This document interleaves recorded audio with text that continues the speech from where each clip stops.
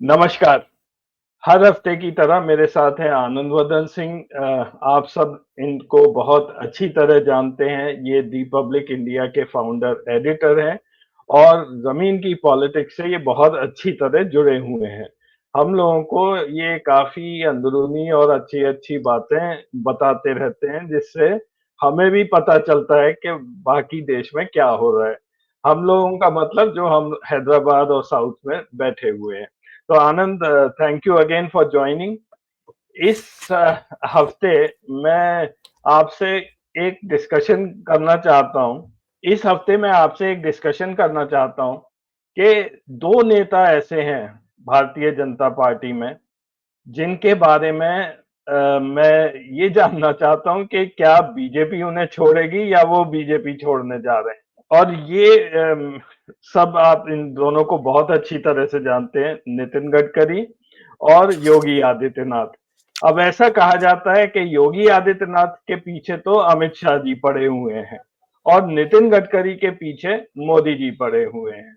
और यहाँ तक कि चुनाव में भी ये बोला गया था कि सारी बीजेपी नितिन गडकरी जी को हराने में लगी हुई है।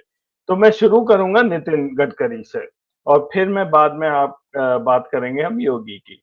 तो नितिन गडकरी का मेरे हिसाब से एक कंफ्यूज सी पर्सनालिटी लग रही है।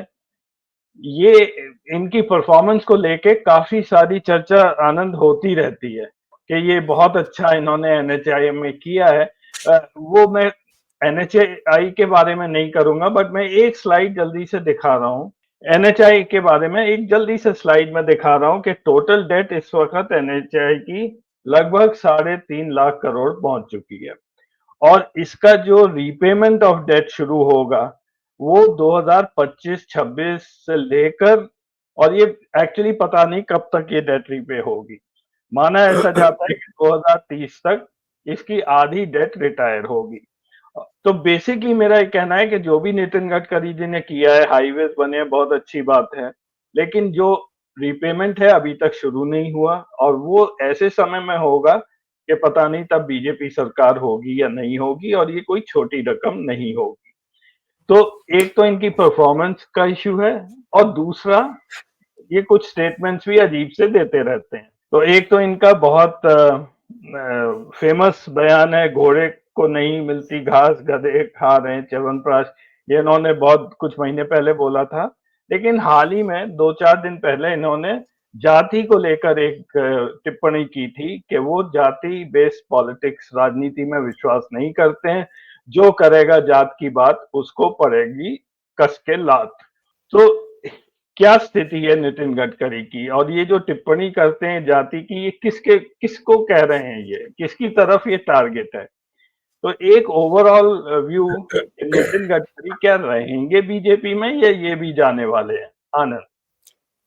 नहीं, पहली चीज एक एक करके अजय, मैं बिल्कुल स्पष्ट हूं कि नितिन गडकरी को भी अगर अगर जैसे वो कह रहे हैं ना, अगर उनको लात भी पड़ जाती है, मान ली नितिन गडकरी को लात पड़ती है, तब भी वो लात खा के भी बीजेपी में रहेंगे। वो लात खाने के बाद भी बीजेपी से बाहर नहीं जाएंगे, ये बिल्कुल स्पष्ट है। तो उनको चाहे च्यवनप्राश मिले और चाहे उनको घास मिले, नितिन गडकरी जी के भाग्य में ये नहीं लिखा है कि वो कहीं बीजेपी छोड़ के जा सकते हैं। उनका भाग्य तो बीजेपी में ही है। तो ये बात तो हो गई उनके छोड़ने की। क्योंकि जब योगी जी का आप पूछेंगे तो योगी जी के बारे में फिर उस समय करेंगे, अभी हम लोग नितिन गडकरी तक के ही अपनी बात कर रहे हैं।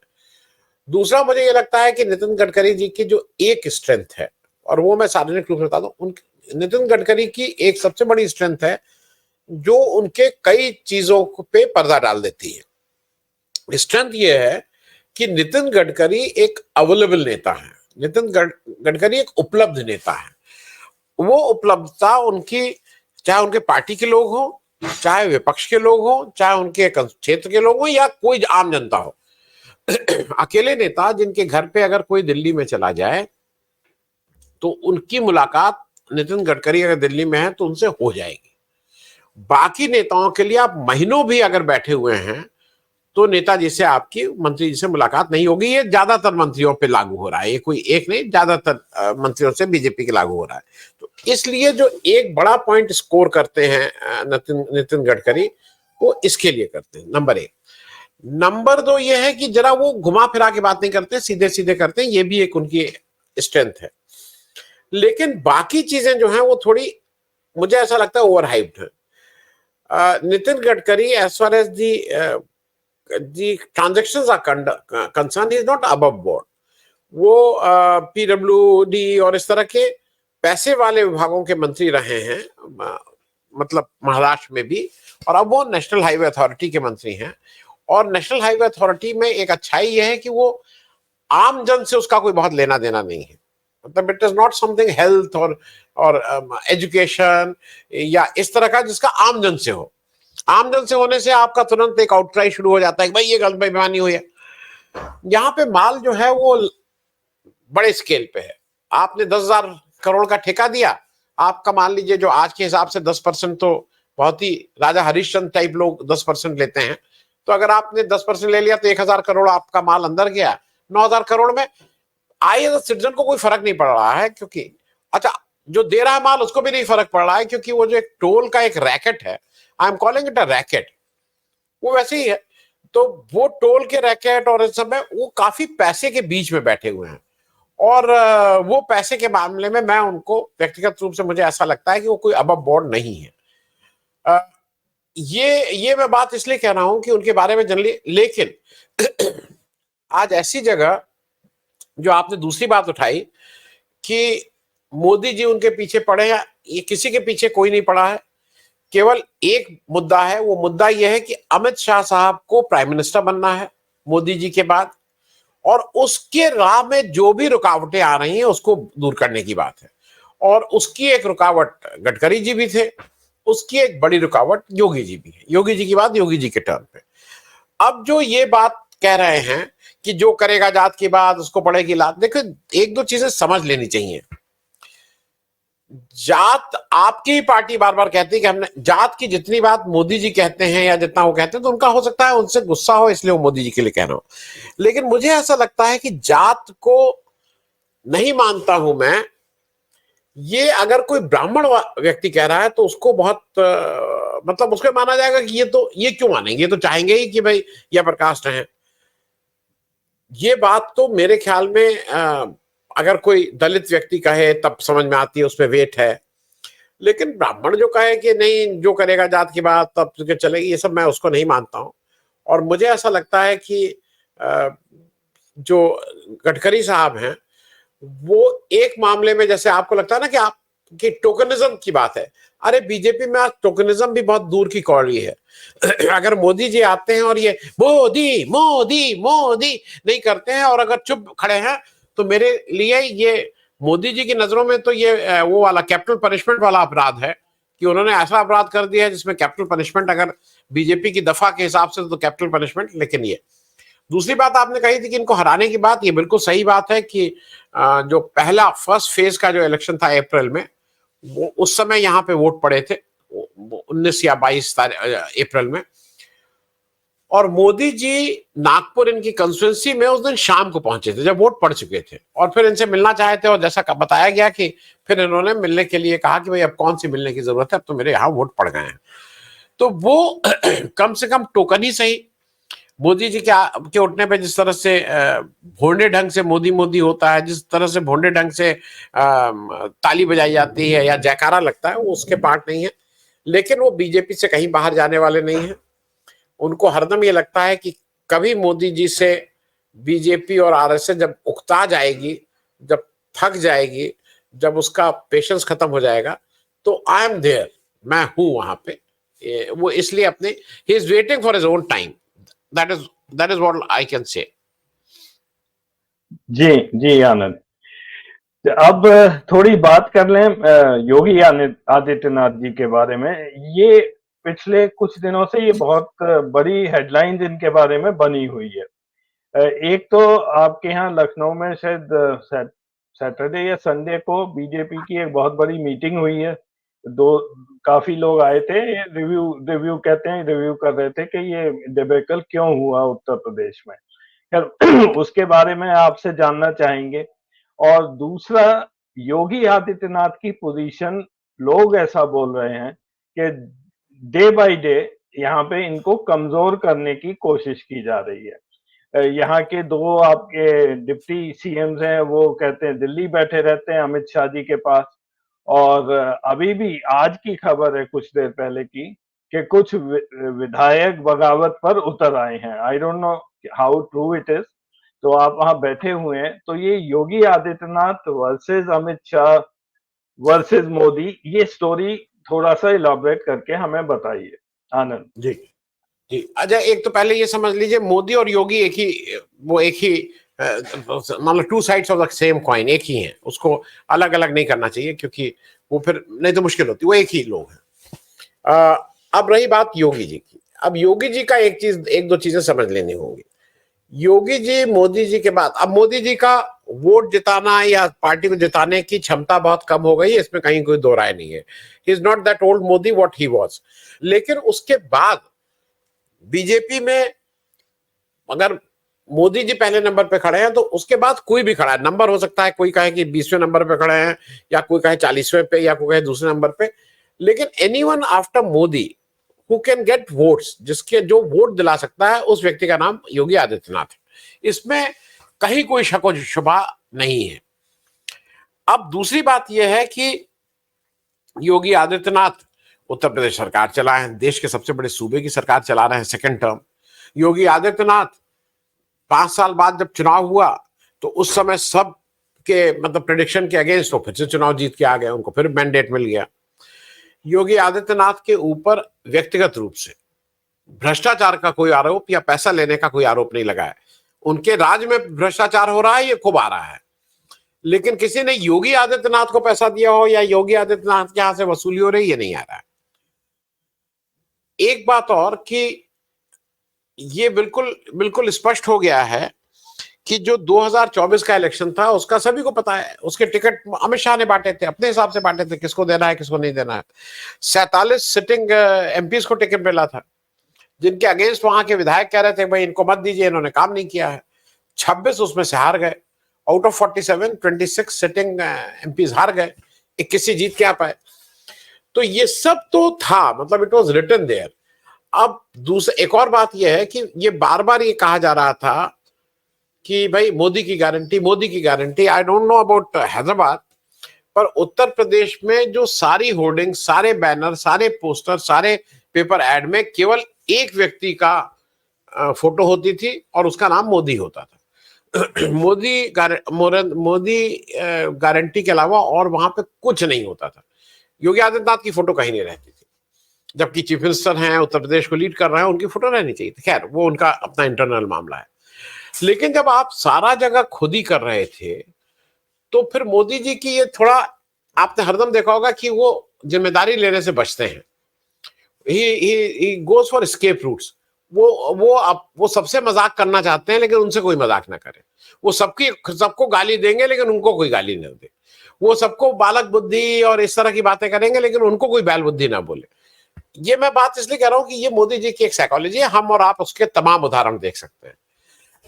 अब हुआ क्या है कि इसका कोई, आप जितनी भी सभाएं कर लीजिए, जितने भी चिंतन शिविर कर लीजिए, जितने भी कंसल्टेंट को बुला के ग्राउंड में सर्वे कर लीजिए, इसमें मेरे ख्याल में कोई सर्वे की जरूरत। यूपी क्यों हारे? मोदी जी की वजह से हारे, क्योंकि भाई मोदी जी का के ऊपर ओवर कॉन्फिडेंस सबका कि मोदी जी ही जिताएंगे, तो मोदी जी की वजह से हारे। इसको स्वीकार कर लेना चाहिए बीजेपी को।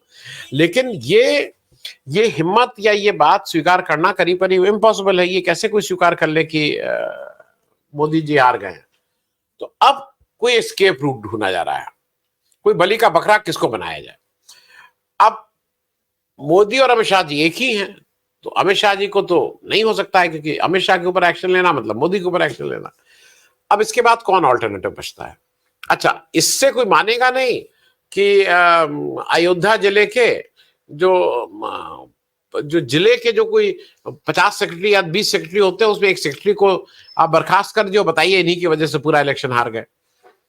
ये सरकारी विभाग तो है नहीं।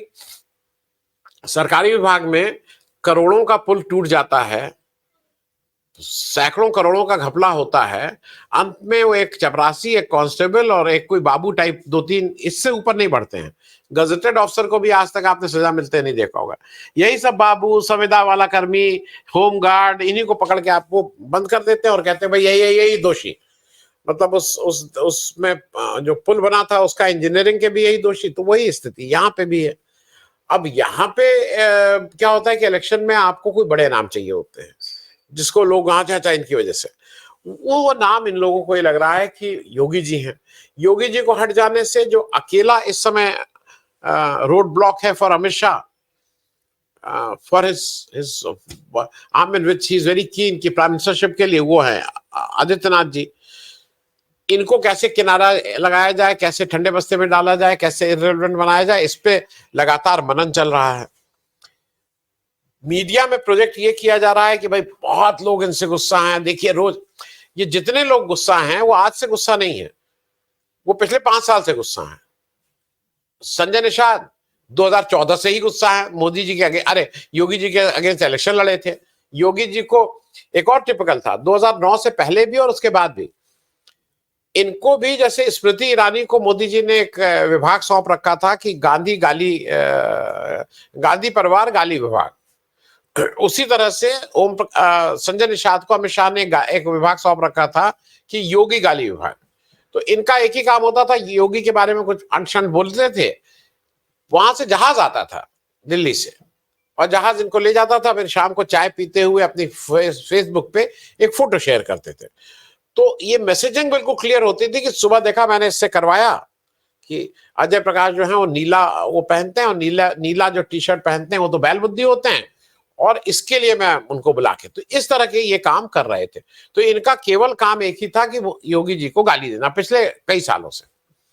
ओम प्रकाश राजभर योगी को गाली देने का काम, अनुप्रिया पटेल योगी को गाली आज से नहीं दे रही है, बहुत दिनों से दे रही हैं। आप जो भी नाम ले रहे हैं ये सारे वो नाम हैं जो एक केशव प्रसाद मौर्य, मतलब उनको तो लगता है कि 2017 में जब सरकार आई थी तो Keshav Prasad Maurya was the natural candidate for chief ministership, क्योंकि वही अध्यक्ष थे, उनको बनना चाहिए था। योगी जी सामने से खाने परोसी हुई थाली उठा के लेते चले गए, तो अब वो भी उस सुर में मिलाए रहते हैं। ये जितने लोग आज दिखाया जा रहा है कि रिबेल हो रहे हैं, रिबेल कोई नहीं है, 5 साल से रिबेल है, 5 साल से गाली दे रहे हैं, 5 साल से अच्छा जो भी योगी को गाली दे, एक और चीज समझ लीजिए, वो मोदी अमित शाह जी का बहुत फेवरेट आदमी, all of them. Uttar Pradesh में जिसने योगी जी को भरा भला कुछ किया, कुछ भी बोला, वो बिल्कुल नंबर 1 आदमी है अमित शाह का। तो अमित शाह इस तरह की पॉलिटिक्स कर रहे हैं।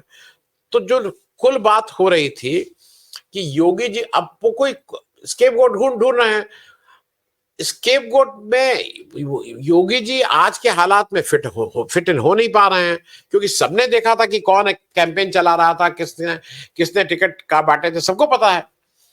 तो अभी एक तैयारी यह है कि 10 जो उपचुनाव होने उत्तर प्रदेश में बाई इलेक्शंस, उसकी स्थिति यह है कि वहां 5 सीटों पे समाजवादी पार्टी के विधायक जीते थे जो रिजाइन किए हैं, 3 पे भाजपा के विधायक थे, 1 पे आरएलडी का विधायक था, और 1 सीट और है जिसपे निषाद पार्टी का विधायक था।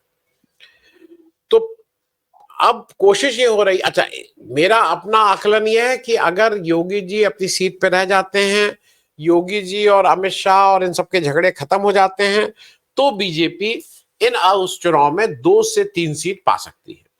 लेकिन अच्छा। अगर वो योगी को बर्खास्त करते हैं और बाहर निकालते हैं, तो ये लिख के मैं कह सकता हूं कि 0 सीट बीजेपी की आएंगी। इस बाई इलेक्शन की बात कर रहा हूं। तो योगी ने वो अपनी रेलेवेंस बना ली है, और अमित शाह के लिए जो सारा कुछ जो अभी ये आप देख रहे हैं, जो कलाबाजियां खाई जा रही हैं इधर का उधर, यहाँ का वहां, वो केवल अमित शाह के प्राइम मिनिस्टरशिप की राह को आसान बनाने के लिए है। अजय जी जी आनंद, जो जो योगी आदित्यनाथ का इस मीटिंग के बाद जो स्टेटमेंट आया है, उसमें उन्होंने ओवर कॉन्फिडेंस की बात की है। आई थिंक उन्होंने बड़ा टैक्टफुली मोदी जी का नाम तो नहीं लिया, बट उन्होंने ये हिंट जरूर दे दिया है। और दूसरा उन्होंने कहा है कि हमारे दलित वोट्स जो थे वो हमारे से निकल गए थे। और एक बात शायद उन्होंने और की थी, मेरे ध्यान से स्लिप हो रही है। तो ये 2-3 बातें योगी जी ने आके की हैं। डायरेक्टली किसी ने भी ये नहीं बोला है कि ये सेंट्रल लीडरशिप की वजह से हुआ है, जितने भी वहाँ लोग थे, किसी ने नहीं कहा है। तो इसका ये मतलब सा हो रहा है कि बीजेपी अभी भी पहली चीज़ ये नहीं समझ रही है कि वो हार गई है यूपी में, और अगर आप इसका सॉल्यूशन नहीं निकालेंगे, तो जैसा आप कह रहे हैं, आगे चल के भी ये नहीं जीत पाएँगे। तो ये जी इन लोगों को समझ आ रहा है या नहीं आ रहा है? आनंद? नहीं, अभी जो दो तीन चीजें हैं, एक तो मैं जो योगी जी का कल स्टेटमेंट था ओवर कॉन्फिडेंस, ये योगी जी क्या कह रहे हैं, ये सारे लोग कह रहे हैं, आप भी तो कह रहे थे 400 सीट पार, 400 सीट पार, आप बिल्कुल कॉन्फिडेंट थे। तो मेरे ख्याल में शायद योगी जी का जो कहना है वो 400 सीट पार के स्टेटमेंट के ही पे ही कहना है। दलित वोट चले गए हैं, योगी जी का बिल्कुल सही आकलन है कि पिछली बार के मुकाबले इस बार दलित वोट चले गए हैं। उत्तर प्रदेश में 17 रिजर्व सीट हैं, पिछली बार 15 बीजेपी के पास थी, इस बार 8 रह गई हैं, आधी रह गई हैं। दूसरा क्या है कि समाजवादी पार्टी ने एक एक्सपेरिमेंट किया, एक जगह सफल रहा, एक जगह सफल नहीं रहा। एक्सपेरिमेंट ये किया गया कि जनरल सीट से उन्होंने दलित समुदाय के किसी व्यक्ति को उतारा। वो एक्सपेरिमेंट अयोध्या में बहुत ठीक से सही हो गया, लेकिन वो एक्सपेरिमेंट मेरठ में सही नहीं हुआ। तो मेरा सिर्फ कहना यह है कि जो दलित वोट की बात है, जिसको योगी जी ने सही पकड़ा है, वो बिल्कुल साफ है, और बीजेपी की लीडरशिप को तय करना ना, बीजेपी में कौन राज्यसभा मेंबर बनेगा, कौन एमएलसी बनेगा, ये बीजेपी की लीडरशिप तय करती है, योगी आदित्यनाथ की सरकार नहीं तय करती है। क्योंकि मैं एक डिफरेंस और बता दूं दर्शकों को, योगी आदित्यनाथ उत्तर प्रदेश की भाजपा सरकार के मुख्यमंत्री हैं। योगी आदित्यनाथ उत्तर प्रदेश भारतीय जनता पार्टी के अध्यक्ष नहीं हैं, उनके पास ये ताकत या पावर नहीं है कि किसको एमएलसी बनाना है, किसको राज्यसभा भेजना है। ये संगठन काम देखता है। अब ऐसे संगठन की जरा स्थिति ये देख लीजिए कि उत्तर प्रदेश से 24 बीजेपी के सांसद हैं राज्यसभा में, 24 और विधान परिषद में 79 एमएलसीज हैं विधान परिषद में। तो इन दोनों जगहों की स्थिति यह है कि आप दलित का वोट तो चाहते हैं, लेकिन राज्यसभा में आपने केवल 20 में से 2 लोगों को दलित को बनाया है, और जो विधान परिषद है वहां पे आउट ऑफ 79 केवल 2 को आपने वो बनाया। विधान इन दोनों जगहों पे रिजर्वेशन नहीं होता है, तो इसलिए सारी सीट ओपन होती है। आपने 79-80 में आपने केवल 2 दलितों को बनाया, और फिर आप कह रहे हैं कि दलित वोट भाग गया। दलित वोट तो भाग ही जाएंगे। मतलब यहां से कोई ऐसा उपक्रम नहीं हुआ, कोई ऐसी बातचीत नहीं हुई बीजेपी में जिससे दलित को ये लगे कि भाई ये अपना घर है, इनके ऊपर विश्वास किया जा सकता है। मैं अंतिम बात कह के इसको खत्म करूंगा। बेबी रानी मौर्य थी, उत्तराखंड की गवर्नर थी, दलित समुदाय से आती थी, उनको इस्तीफा देके बुलाया गया उत्तर प्रदेश में इलेक्शन लड़ने के लिए। ज्यादा लोगों की अटकल ये थी कि अब ये शायद चीफ मिनिस्टर की रेस में है। फिर जब चीफ मिनिस्टर आदित्यनाथ जी बन गए, तब ये बहुत बार बार कहा जाने लगा कि नहीं नहीं नहीं, ये डिप्टी चीफ मिनिस्टर जरूर बनेंगे, उनको कुछ नहीं बनाया गया।